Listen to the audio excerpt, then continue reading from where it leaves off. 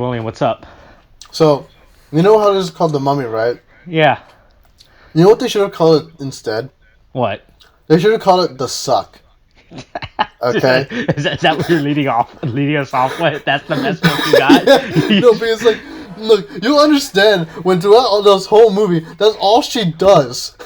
That's all she ever does. Like, even in Brendan Fraser's The Mummy, he didn't even do that.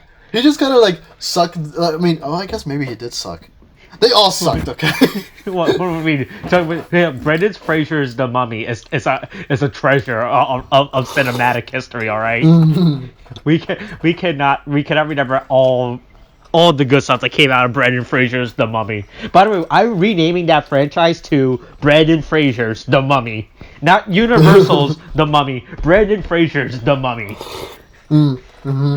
Yeah, hey William, you wanna know something? This movie is a good start off to the dark universe, okay? Yeah, sure. I see a lot of potential as I'm reading the Wikipedia page for this, and it's the first and only installment in the Universal's Dark Universe franchise. God damn it. That's a really sad opening line for your fucking franchise. Jesus.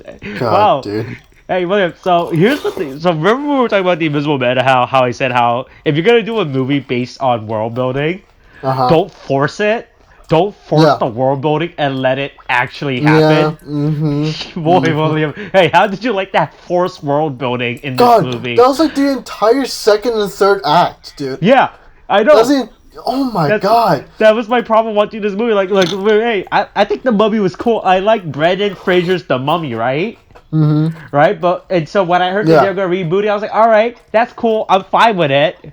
But then, but as soon as you saw the second act, like you were saying, when they just forced upon you an expanded universe for no reason, like, oh, what the fuck is this? It's not The Mummy. What the fuck? This is not even the fucking. This was no longer The Mummy. It's like you literally go from one story and then to a completely different one in the second act. I'm like, what the fuck is going on?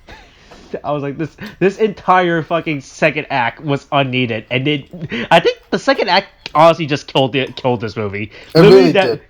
It killed the whole franchise. Like none of this was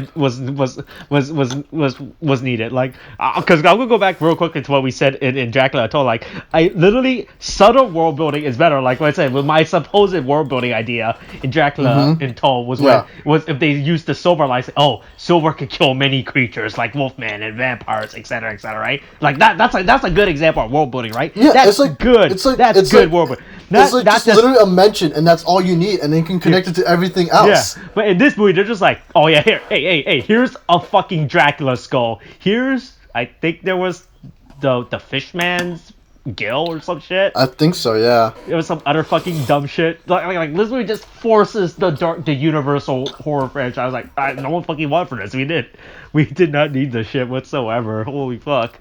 Oh hey, you know what the best thing about it was when they put the book from the original Mummy into this as an Easter egg. Yeah, I know. Cute. I'm like, God, it's like there's such focus. I'm like, oh, okay. I guess. Wait, is that canon now? What is this? Yeah. So I don't know if I don't know. Well, it doesn't fucking matter at this point because this thing is fucking dead. But I don't know if Brendan Fraser's The Mummy is connected to this universe or if it's just like a cute throwback. I really wanted to hope that it's connected so that way if hypothetically they could have just brought back Brendan Fraser a long time Tom Cruise to fight the super mummy. Hey man, that probably would have been a lot better. If both mummies combine together to form the real mummy. Yeah, but we got what we got.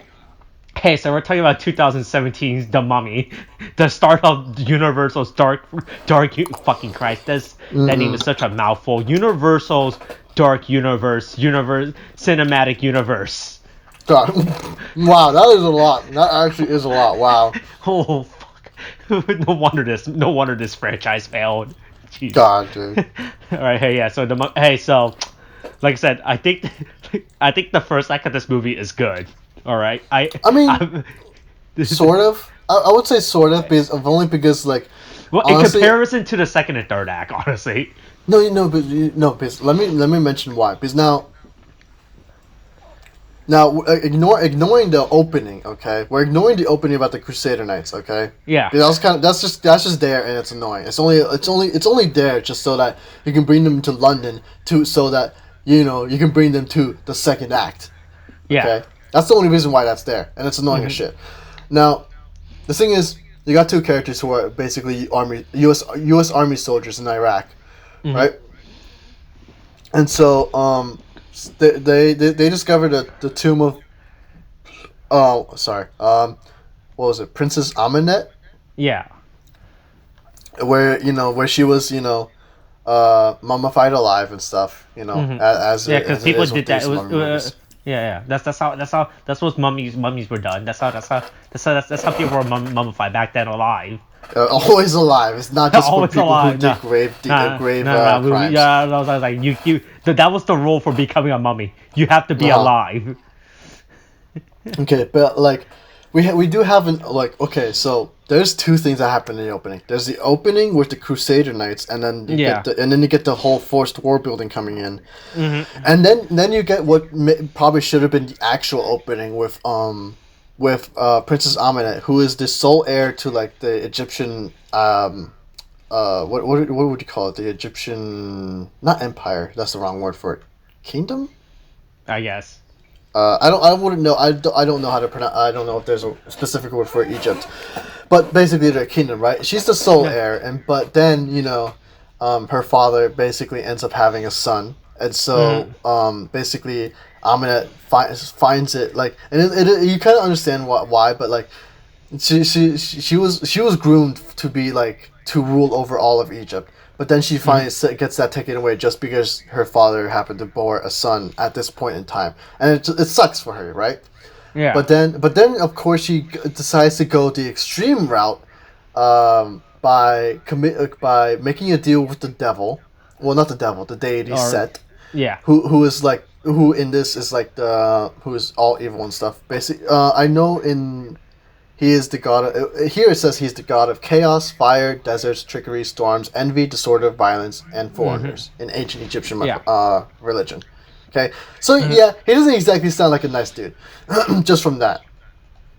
And so, she makes a deal with him, and then, basically she gets, I guess, these inscriptions on her and stuff. And so, she kills her father... Her father's wife. I'm not sure if that was actually her mother. I think it's only implied that that was his wife, and like so basically a stepmom, if you want to get it like that. And then she kills her little her baby brother, right? Yeah. But part of the deal was that with this dagger and the stone, she's supposed to take it, and stab it into a male body, so that the god Set can basically inhabit that body and become basically he would be on the mortal plane, and then he can wreak havoc or whatever. Yeah. But of course she's caught, and then she's mummified alive. Although I guess what confuses me? She's like why is it that she needed to okay, plot hole here, okay? Legit. But why is it that she needed to fucking make a deal with basically, I'll just say the devil here, just to simplify. Yeah. Why make a deal with the devil when she could have just taken any old knife and just killed him like that anyway? What was the point? Why make a deal with the bloody guy if you could have just done that to begin with?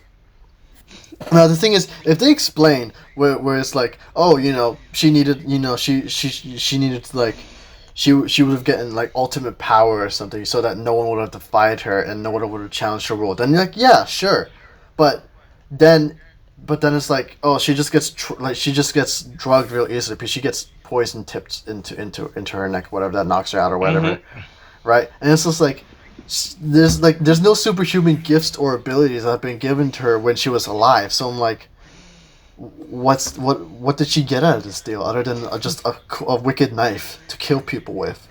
A wicked knife to kill people. That's what she did. All that just for a cool knife. Okay. Yeah, she did it all for a cool knife, just to slice people's throats with. Yeah, and it's just so annoying. I'm like, if we shown that she got some power from it, and then you would have had a scene where the Egyptian priest came in, and basically instead of like tranking her or something, but like used some like Egyptian magic or whatever, right? Something like that. Then I would have been like, oh yeah, she did get something, and they had to resort to magical means in order to imprison her and then mummify her alive and stuff. You know.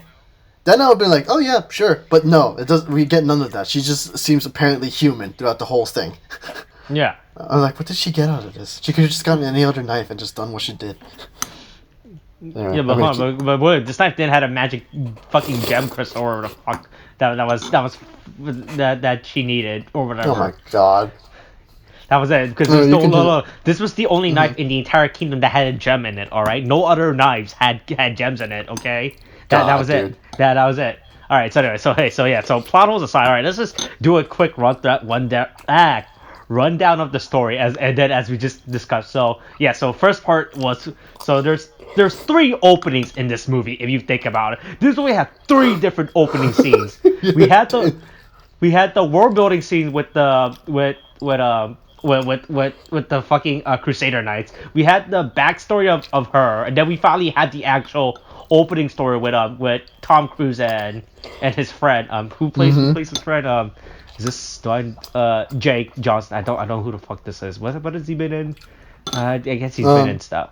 Oh, Jake he voices Johnson? Yeah. Oh, he voices Peter B. Parker into the Spider-Verse. All right. Oh, cool.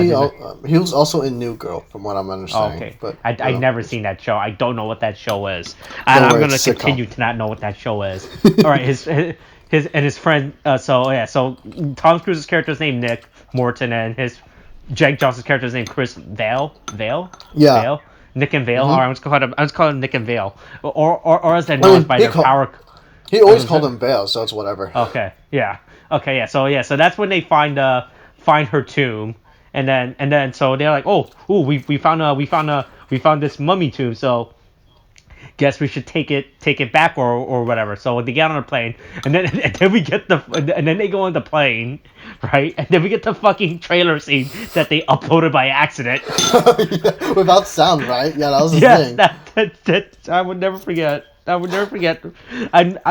to this day I'm still not sure if that was done purposely or impurposely. Like do you think they actually purposely decided to upload that trailer without sound just to generate fucking attention to the movie?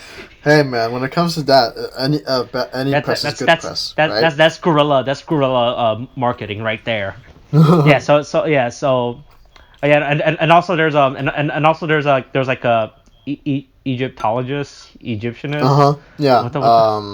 She's a historian, if anything. You can just say. An archaeologist. Okay, an archaeologist of there who's also with them. That they also find a tomb. So they all go on. They all go on the flying go on a sky train. No, sure. Just call it a plane, damn it. A sky train. It's not a sky. Oh my god. Stop. They go and then so they go in the sky train and it gets attacked by crows, and so everyone dies except for Jenny, which is the archaeologist's name. She's played the archaeologist. Annabelle. She's Annabelle Wallace. What the fuck has she been? She's been the tutor. The Tutors. That was a show. Yes. That's a white person show, so I've never watched it. She's also been in supernatural horror film Annabelle with the doll. Yeah. Okay. That's a white person show that I never watched. So okay. Mhm. Okay. Yeah, that's all about she's been in, I think. Yeah. But yeah, you were saying. Okay, yeah, so they're on the flying train, the sky train, and it gets attacked by crow. Then everyone dies except her somehow for some reason, who escapes with a parachute because they're like, damn, we only have one parachute, you have to live, so everyone dies. Basically. And then Nick comes back to life because I guess when he disturbed the fucking tomb, he got cursed by it. Because she got chosen or so. He got chosen or something, right? Yeah, they explain it later in the movie. That he's been cursed by Amenet. Yeah. Amenet. So he comes back to life, and then Chris, and then Vale is now a ghost who's just like It's like, ooh, I'm a ghost. I'm a ghost. Yeah. So now they're ghosts, and then hijinks happens, and then Aminette starts coming back out from the sarcophagus and starts killing people to come back to life because that's what mummies do. It's just like in the original Mummy. So she has to start absorbing people's energy, life energy, or some dumb shit. Yeah, she gets them to suck, and then she gets skin. Yeah, and then people become zombies as well, I guess, because of this. I guess that's it. No, because she kills them, but then she has the power to raise the dead. So. Was that one of her powers she got from Set? Yeah, but apparently she only got them after death. So after death. Oh wow, wow. But that also gives the implication, like, if she's being in a sarcophagus or something, couldn't she just? I guess she was alone in that too. But like, couldn't she just raise the dead to like free her or something? I don't know if there's like a limit in communication, but like she could just The sarcophagus was sealing her powers. As long as she was in the sarcophagus, she couldn't get out. That's yeah, sure. That's yeah. God. Yeah. So she starts going around. So she starts going after Nick and Jenny because Nick is now the vessel for Set to be brought back to the Earth. And she's like, "Hey, you're hot. Just go in. I'll choose. You're Tom Cruise. Your fucking your short body will be perfect to bring back the God of Death." God damn it! Oh God! Austin, no, please. Fucking doing the fucking call. You just look, man. If he hears about this, he's gonna get on you. He's gonna sue you with Scientology. Hey, did you watch that video series about those guys that made Scientology? No, I haven't yet. No. Oh, it's pretty fucking great. Is it actually wild? It's actually wild. It's actually wild. They're getting sued by Scientology. Fucking nice, dude. Yeah. Okay, so they get attacked by and this is when the movie all starts going down. So they get trapped by zombies, or they get cornered by zombies. So this is when the Crusader Knight Society fucking appears, and we find out that Russell Crowe is Henry Jackal, and we're fucking in the dark universe now. Yeah. This is where they start forcing shit down your throat. Yeah. Oh, God. And he's an agent of what the fuck do you pronounce this shit? Prodigium. Prodigium. Why did they just call it the Universal? Why did they just call them Universal? It would be way more funny if they called him something Universal. We're the agents of Universal. Look, I think if they chose that line, if they chose themselves going for that, this franchise would have been safe. This franchise would have been safe, and they just called himself the agent of Universal. God, dude. It's so bad. Yeah, and so they find out that there's a secret society dedicated to going after cases like this of ghosts and monsters and shit. And we see the skull of a vampire. What else was there? They're like tentacles and shit, and it's like in jars. Yeah. I want to see what's all the fucking the reference with. What the fuck? There was like a lot of. I know Dracula was one of, not Dracula, but like there was what else? I think there was a jar or some shit. I mean, there are plenty of jars, dude. Okay, shut the fuck up, William. I know there was a plenty of jars, but there were like some obvious fucking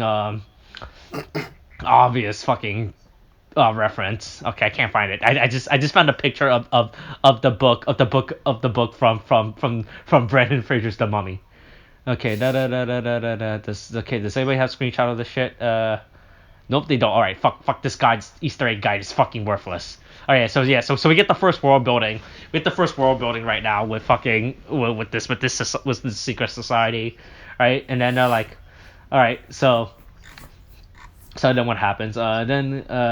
So they're like, all right, cool, a secret society dedicated to hunting monsters. That's good. That can't be evil. No way this could go wrong. But then we find out that Dr. Jekyll or fucking Russell Crowe tends to allow Seth to possess Tom Cruise. So so that that he they can could kill stop Seth, basically. Yeah. Yeah, so I He's, guess yeah. Mhm. I think if he's we like, let put him in there if in we prison unleash the forever or demon, something. we can kill the demon before the demon comes out. All right, that's I their think logic. I think it was either kill the demon or they were gonna imprison him. It was either Yeah. that. So like they were doing with Aminette when they captured her.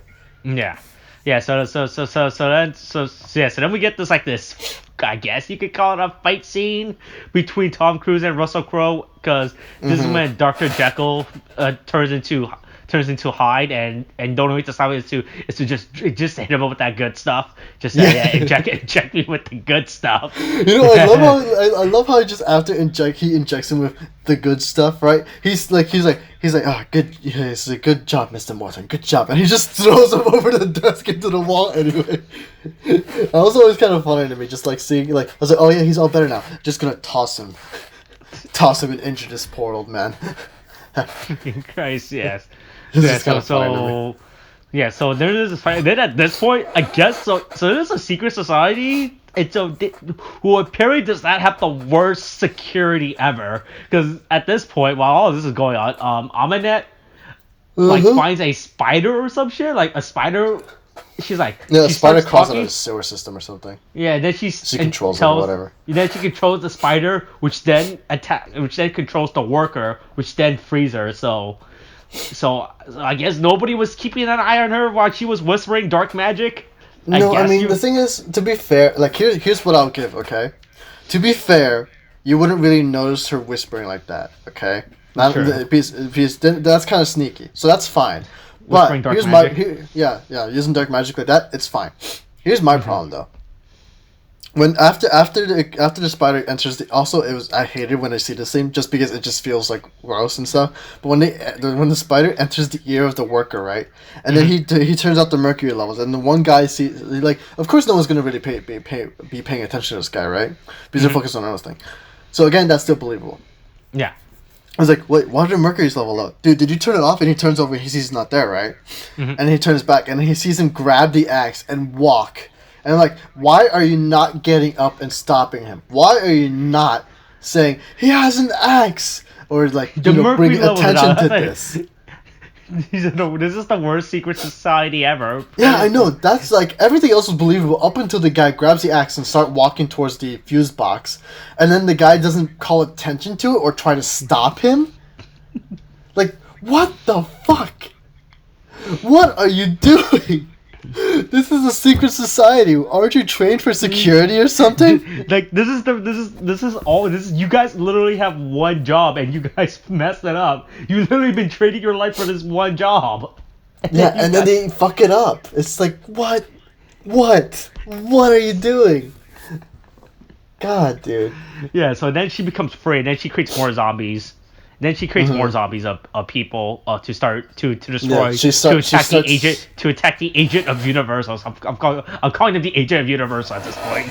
I don't give Universal. Yeah, I don't give a fuck what they're actually called. She just starts sucking some people off, and then she exactly. That's how I felt when I was watching it. Whenever she does that, like, okay, just to give context, she basically just like wide open mouth kisses people in the face and then sucks them dry, and then basically takes their life essence into her. But I can't help but keep thinking she's just sucking them off. That's all she's doing. She's just sucking them off. God, it's just like every time it's like she just keeps sucking people off.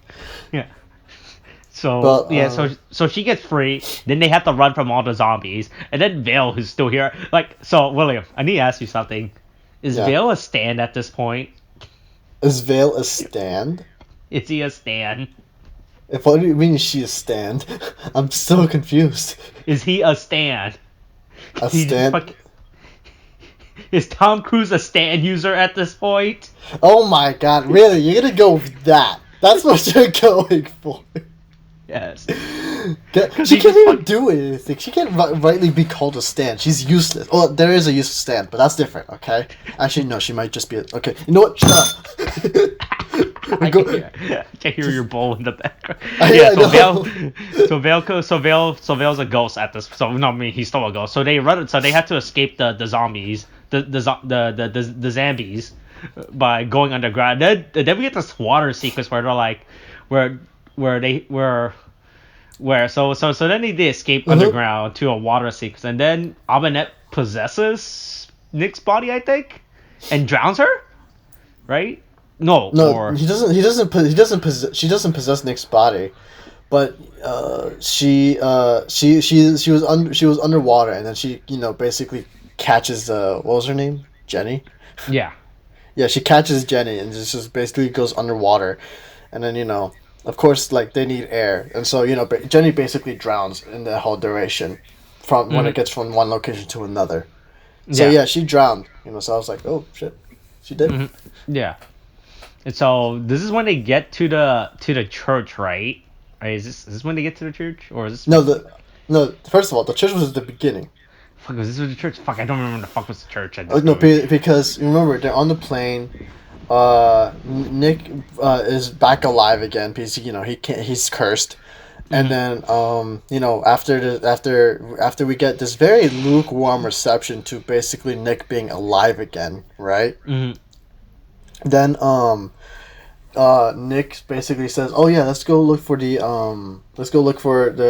princess's corpse because I want to look at it, and then just make sure I'm not cursed or whatever, right?" And then but then you find out later on that the princess was just basically in Nick's head, telling him to actually come to her so that she can, do the sacrifice and whatever. But that was at the church because the plane crashed near a church. That's why, and that's why they went there. Oh, okay. And then they escaped. They got captured by the secret society of Universal, and then they're at the underground graveyard. Is basically where they're at, I believe. Yeah. I'm trying to remember what happened. So Aminette captures Jenny, drowns her, and then Nick is distraught by this, I guess. But we'll get into these characters with good chemistry that we were definitely building up. It's like he had such a lack of chemistry, but we'll get into that. But basically, they're there. He tries to attack Aminette, but of course he can't because Aminette's just so fucking powerful. I'm like, why are you even trying to? And so he basically gets a broken leg and shit. And then we have this stupid scene where he basically lets Aminette hug him and stuff, and then he just happens to steal the dagger, which was tight in her hand. So I don't know how she not noticed it before. So basically, he steals the dagger. And she's like, "Oh, I pushed you away, and it's giving you a chance to destroy the ruby because they did say before, destroy the ruby, no ritual, no the curse ends, right?" But then it's kind of dumb because it's like, did he? I hate how he took it, but anyway, it's whatever. We'll get into it later. And then he starts taking the ruby and tries to starts cracking it on the floor, and then you get this scene where it's like, but she's like, wait, but you can reverse death. You can become a god among men. Just think about it, fam. And then he's like, oh shit, you're right. And then it's like she's like, just give it to me. It's very weird because it's like he starts hitting the dagger to her, right? And she's gonna reach out to grab it, but then in the switcheroo, right? I would have expected him to just not do that and crack the ruby, but then he stabs himself like, but you're just doing what she wants. What are you doing? Through all this time, you're doing what she didn't want, and you're gonna do what she wants? Like, why don't you just hand her the dagger? She would have done it for you anyway. What's the point of you doing this? It feels like it's a twist, but it's not. It's a dumb one. Okay, anyway, I'm not gonna get into that. Not yet. He stabs himself, and then, you know what's interesting? What? I'm reading from the Wikipedia right now. He stabs himself instead, and because the ruby is cracked, becomes partially possessed by Set, which doesn't make sense. I never got the implication of that at all. But then he goes to Aminette, but then they kind of look each other with love in the eyes or whatever, and then it's like. Then he starts remembering Jenny and Dr. Jekyll's words. Basically, he's like, "Hey man, just be good, yo." And then he basically turns on Aminette, And then he basically gives the suck to Aminet. And then he resurrects Jenny. Yeah. And then he's like, oh, I have to. And then they have Jenny and him at his final goodbye because like, Nick is like, oh yeah, the Universal agents are coming after me. The agent of Universals. The agent of Universal is coming after me. I must leave. And then he disappears. Yeah. Aminet's sealed back in her tomb. Jenny and Jekyll debate over Nick. It's basically like, you think he was a good guy? And then Jenny's like, yeah, he is. And then you get a scene where Nick is back in the desert, and then you see that that Vale is resurrected, and then they go off on a new adventure, and that's it. Okay, so was Vale resurrected, or was that still his ghost? By the way, no. He said he resurrected him. He's like, thanks for bringing me back alive, dude. But like, oh, okay. Oh, okay. Yeah, then there's a sandstorm behind them. They're just fucking running away from a sandstorm or some shit. It's obviously because it's Nick that's controlling the sandstorm. Oh, is that what it is? Oh. Yeah. Okay. So that's the basic rundown of the plot. Yeah. Now we're gonna get into the problems of it. Okay. I mean, I think we can set the biggest problem right at the beginning about how this was a forced movie instead of a Mummies movie. Yeah, right. And it's very odd because it's like. Because you have such forced world building put into this movie instead of just letting it happen organically in a way that would make sense. Like honestly, what they should have done was basically taken the story that they were setting up, not the forced one by the way, but the one with the princess's background, and then you go to modern day with Tom Cruise, and then and then you basically have them in like Iraq or whatever, which I guess it should have been Egypt to be honest with you, right? They should have been in Egypt, they're doing an operation or whatever. Or actually, you know what? I never liked the idea of like Nick and Vale being like just army soldiers, because like what's so wrong with them just being regular old treasure hunters, I see no problem with that. Like they could have been like regular old thieves who grew up together or something, and one who's always looking for treasure and glory, the other just reluctantly coming along because he's just kind of done with all this shit. Yeah, them being army soldiers added nothing to the storyline. I thought it was gonna I thought it was gonna do something, but it ended up being nothing. Like here's how I think. Like I think if they went with they could have had there could have been like a third guy they could have hang out with, like a third soldier who was secretly in H. I think if they just downplayed the whole dark universe aspect into this movie and like had like a third soldier, I was calling him Joe, right? Joe Universal, right? Let's say there was a third soldier that they hang around with, right? Who was like who was with them in the army, who helped them along this adventure, and then in the end we reveal that he contacts Dr. Jekyll, and then Dr. Jekyll's like, let the games begin. God damn it! No, but yeah, like that would have been better if it's like, yeah. Like you have two treasure hunters who are friends with a military guy who just gives them information and stuff. Yeah, and then we revealed they could have done what's his name from the original Brendan Fraser movie, the fucking the Magi, the fucking the Magi, yeah, Magi, it was something like that where they just had like this third guy who just hang around and give them hint, and then it reveals like he's part of a secret order, like the Magi. Yeah. That would have been way better. Yeah, because they weren't in your face. They were just kind of there. They would give warnings and stuff. It's like, you know what, you suffer the consequences. Mm-hmm. Yeah. But we'll be there to help if you ever need it. Mm-hmm. That kind of thing. And that would have been fine. And then and then it's like, God, it's like first is the forced story, and also literally them being soldiers just added nothing to the story. Yeah. And then it's like you get the like. There was like a thing that was gonna happen. Like I know they were, like, it feels like this, right? They had one story set up, right? Because like it would have been a concentration between Vale and Tom and Nick, right? Mm-hmm. Vale and Nick, like the relationship between those two. Because it would have worked too if there was like if they focused on their own story. Because it feels like there would have been like this comedy element. Because Vale is very much the comedic element in the story. Yeah, he's the Benji. Right? He's the right, and so like it felt like he would have been along with Tom, with I have to say, with Tom Cruise on his adventures, right? Mm-hmm. And then there's Jenny, who the archaeologist, who is there for like the whole for past archaeology thing. stuff. Who's just there? They have a pass and whatever, and then like then you have the setup with like the mummy, like they get the mummy out of the tomb and whatever, and what do you call it? I'm starting to think of the words. But yeah, they get the mummy, and then you get this. Then the mummy is like she's Amunet, right? She's basically very grateful for Nick for releasing her, and there's a relationship established there, right? Mm-hmm. So you get like a previous relationship with Jenny and a then new relationship between Tom Cruise and the mummy, right?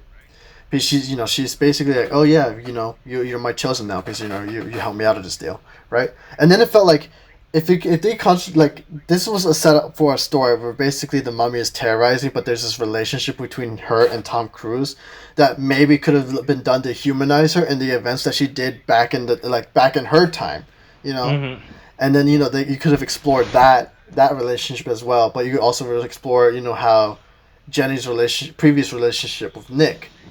Right, yeah. And then you get like you like while maybe the mummy's doing havoc and Jenny's doing one thing, then you can start focusing on Vale basically reminding Nick basically on basically like this is not something he can escape, that he has to do this and that or whatever, reminding him of Aminet all the time, that kind of thing.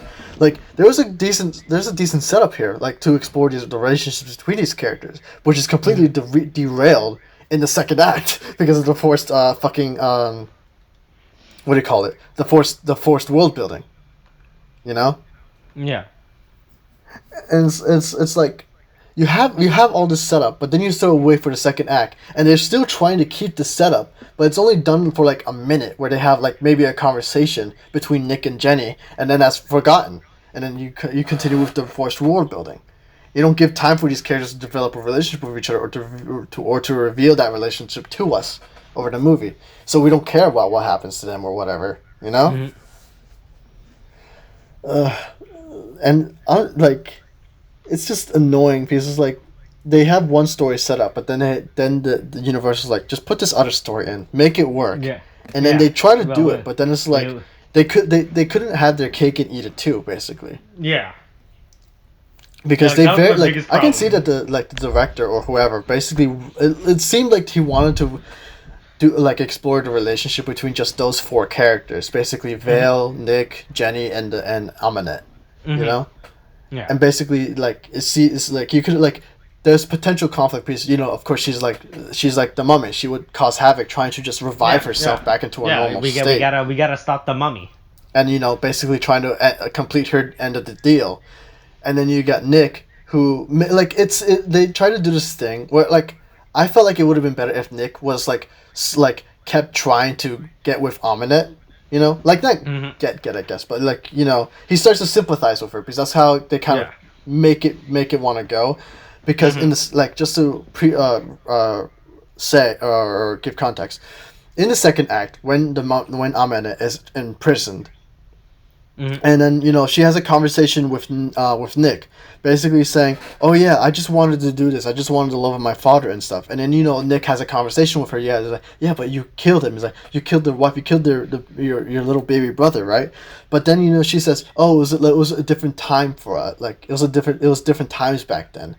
And then there could have been something explored there, maybe there's an understanding between the two, maybe she could understand what she did was perhaps very much reckless and wrong, maybe try to humanize her that way. But then you get him starting to understand her and her perspective of things, where he's like, yeah, it's wrong, but I get it, But this, and then maybe they try to change each other, just she's like, oh, but just I need to finish this deal, that kind of thing. Mm-hmm. And then because she has no other choice or whatever, and then he could be like, but you don't have to be like this anymore, that kind of thing, Yeah. That could have been his thing too, and I would have really liked that. Mm-hmm.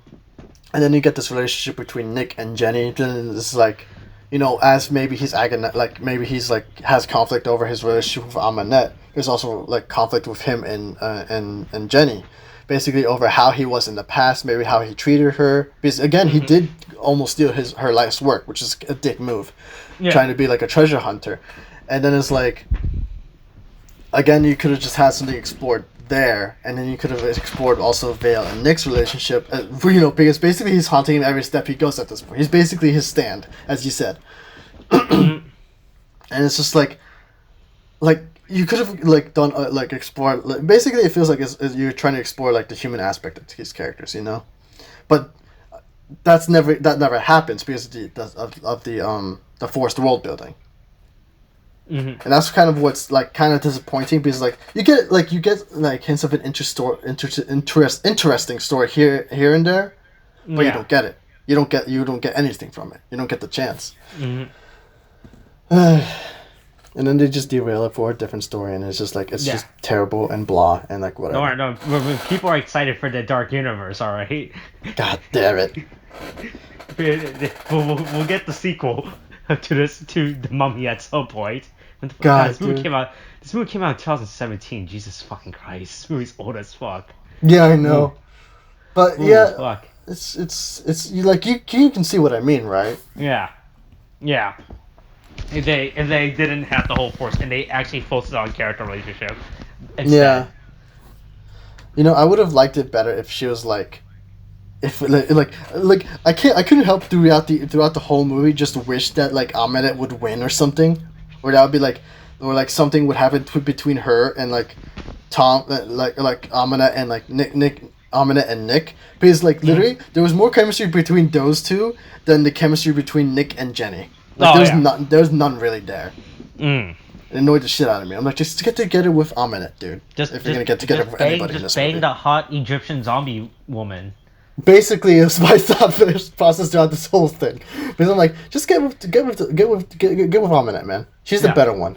Yeah. Even though she sold herself to the devil, she's still the better one. Look, she's still considered a princess if you think about it. So. I don't know what you mean by that, but all right. She's still a princess, so technically she was never dethroned. She was just buried alive. God damn it! God damn it! But no, yeah. You see, this is basically my issue with the movie. It's just the action. Also, another thing is all the action all the action stuff is just kind of eh. They don't really excite much because I don't really care. And there's also there are moments where there's forced humor where it's just I didn't like at all. I remember they're in an ambulance driving away from the church, right?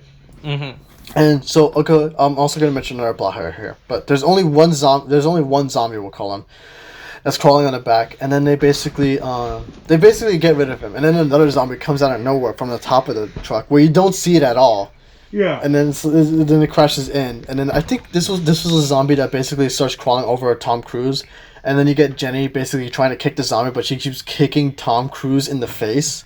And it's you're hitting my face, you're hitting my face, you're hitting my face. It was oh, sorry, and it's that was an attempt at humor, but it's I didn't laugh. I was yeah. I think this movie suffered from a major identity crisis. I'm gonna compare this to the original. Not to the original, but to Brendan Fraser's The Mummy, where that movie knew what it was doing. It had the whole tone and sort of the movie was Brendan Fraser's Tom Cruise.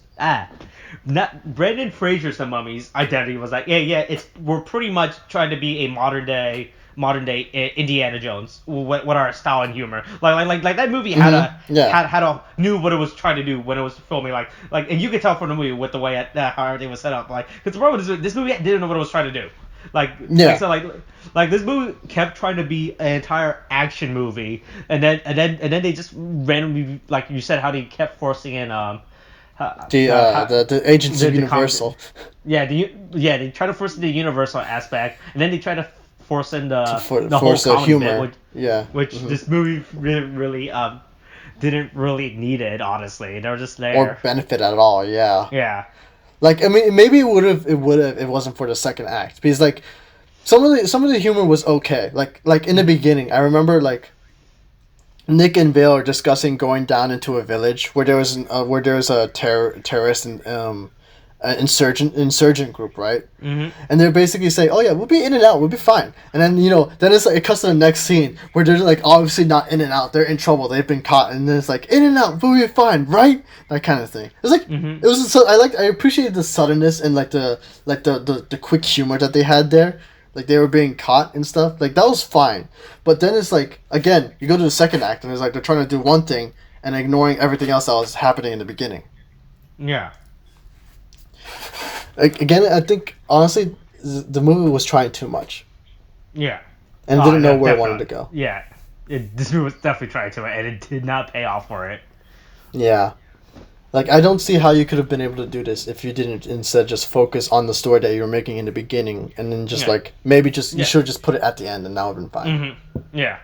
There's there's definitely like I said, the whole universe really just took you out of this movie because they were at this point you were pretty much establishing a whole new plot line that was in a movie that no one really wanted for, like, because the movie's plot was very simple.